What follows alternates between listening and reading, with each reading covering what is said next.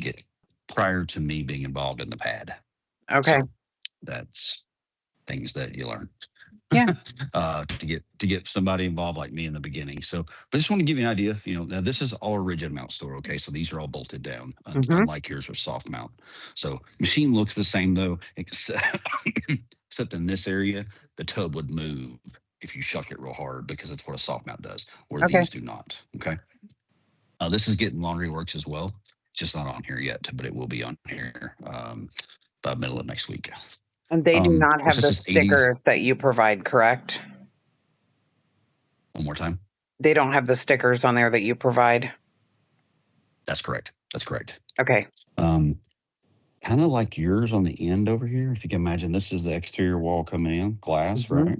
Yep. As you come around this wall, this is what that end's going to look like. Oh, See how that's it's a a wood panel, perfect visual. solid. Yep. And that's what I think that I can never get across to Brian what the look needs to be on this end. There doesn't need to be a door down here. Because you are looking at vending being on yours right there, right? Well, that's Yep. what the original was. I know we moved the vending, but that's kind of what that space is going to look like. You're going to see part of the side of a washer, and then you're going to see the bulkhead. Okay. Okay. So these built by Highmark II. You have a wall like this one where machines are on the wall. They screwed up on this one as well, put this drain in the wrong location. So I had to make this an oddball. I've never done one before, but I did it because to make it work for them. They have to go in between these two washers to go clean out their what we call the drain troughs, okay? Oh. Which is something you haven't seen yet. So let's see that black piece there? Yeah. This has a lid. Make sure there stays enough light here. This has a lid. This is where once a week you have to come in here, pull this guy out, which is a screen that's catching all the big shit and Yep. lint and hairs and stuff like that. Scrape that off so it doesn't go down your drain and you you're pulling Roto-Rooter out every single month. Okay. Yep. So in this one, you can see I had to bring them from both sides and come to one. That's not a normal. That's a total oddity. I had to redesign this one completely when they poured the drain in the wrong place. When I came in here and started looked at the original layout. So when we made that wide enough so a cart would fit between them, 24 inches. So the vision is there'll just be a laundry cart that stays there, except when they need to get the stuff. Okay. This should be what your end looks like. And this is what I talk about with the door. You see how the door just blends right in. It's a piano hinge on one side. You have a lock on the other side. You see it's at a very fine edge around where it's going. So there's your top, side, there's your washers, and then here's your side that covers the gap. So you can see there's technically a gap right there between the back of the washers and the trough. Okay. Yep. Bulkhead, but that is covered by the side of this. Okay. This is what that bulkhead looks like inside. Okay, that makes sense. Okay. This is what that drain that we talked about should look like. That they will be making this spot in the floor here for me to drop this drain into coming out of that. Gotcha. Okay. Does that make sense? That does make sense. Yep. Okay. You can see here, all your water lines and everything are built in this piece. So ultimately, when any service needs to be done on these machines, they're able to be gotten to the back and come off. You can get into them, do what you need to do. All power and water ties in up top. And the average size person can go back in here and do what they need to do. I got it. Okay. You can make bulkheads even bigger, where to the point we try not to make them too large because then you take in a lot of floor space, right? Mm-hmm. But in reverse, all these utilities need to be able to be gotten to service things. Right now, you're seeing on the other end of this bulkhead, that is the power box. With the power box,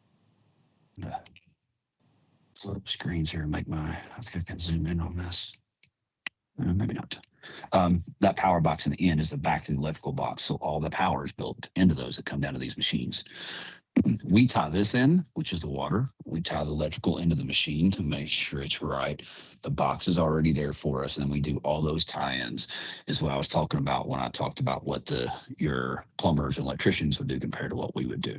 That's perfect. Your Okay. plumber and electrician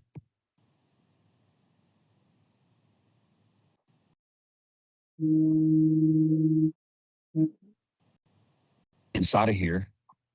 Because now, when we get this, Tara, this is all just a metal frame. Okay. None of these cabinets, none of these panels are on there. We putting those panels on for you. They come with it, but we put those panels on. Okay, so The that's like top the panels are last also part. removable by the screws. Yeah. Okay. This is where, we talked about the sink panel Yeah. in the back of that wall where your the folding table is. Mm-hmm. It's not this exact color, but it's going to look like this, right? Okay. Does that make sense? Yep. So it's just going to be a flat, smooth area. You're going to see down to here, you got a flat, smooth Formica covered area, and then your counter is going to sit like here. The folding height. I think we started 34 inches. Yep. Right. Yep. So that's where that's going to be, and this is where I talked about anywhere in here we could cut a spot and put your electrical piece in there. Perfect. For your plugs that we talked about. Yep. That could be done anytime. It's get past Brian and his bullshit, and then we can do things that need to be done. Of course, this is nothing but a standard electrical breaker box, okay? Yep. And so your electrician's going to bring power into this. All these breakers are already in it. It's already set up for this set of washers when it comes to you. Okay, so it's all part technically of that Highmark builds that part in it, and then the electrician just plugs into it, correct? Electrician just brings two legs or three legs of wire into this box, and that's it.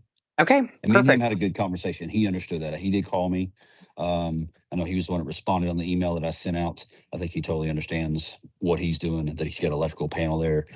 His only question was behind the dryers, really, was there going to be an electrical panel there, or did he need to provide a plug for each one? And so we went over that, and I said, really, I'll let you map it out. Which one's going to be the cheaper one for Tara?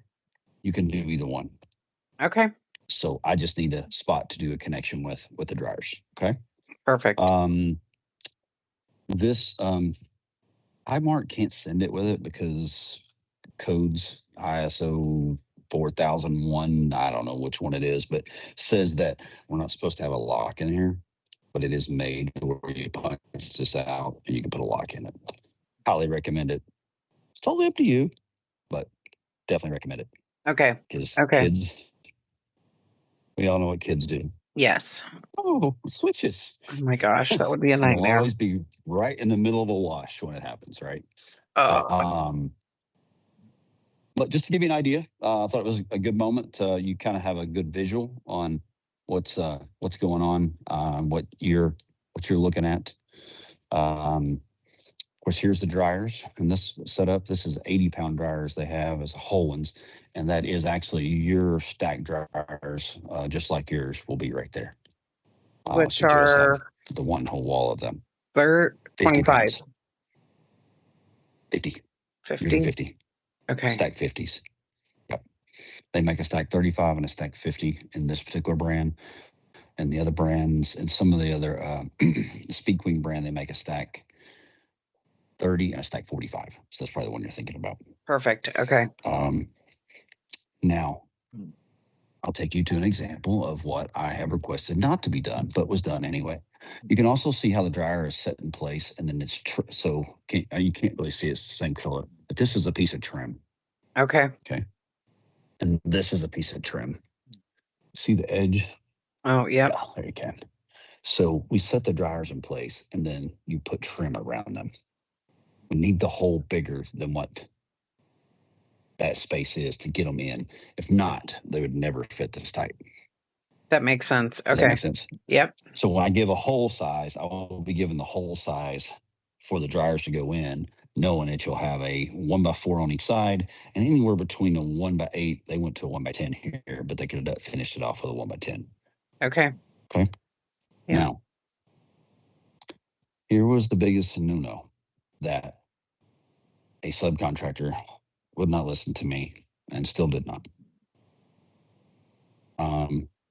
It's the owner to deal with. I can only, it's not that it doesn't work. It doesn't make the utilities unworkable, okay? Because they're still workable. But that gas line is on the floor. That gas line should be up here. All of these step ups that you see here coming up should not be there because your main gas line would be here going all the way through. I think So as you can our see, plan says our gas line goes across the roof. This makes me do this. Oh no. You know, I'm not a real big guy, but that's to get in here and you can see how all this gas line is set up. Oh my gosh, those could really be damaged very easily. Yeah, and you can see how the venting a little bit of how the dryer, so a vent comes up off of a dryer. Actually, you're going to look more of a vent like this one, so I'll show you the right one. Your vents are going to come off like this. You remember that trunk line that Ed had built and showed you the drawing of? Yeah. That I said, hey, I designed it for him, but he laid it out in architectural form. If you can see up there, it starts off at one size, and as it goes through there, as each dryer connects, it gets bigger. And that's basically what he drew for you. So all these are, this is one vent off of one stack dryer. Oh, sorry. This is one vent. Both stack dryers are connected to this one, and then it goes up to go to the exhaust. Okay. Wow. I got some trying to call in.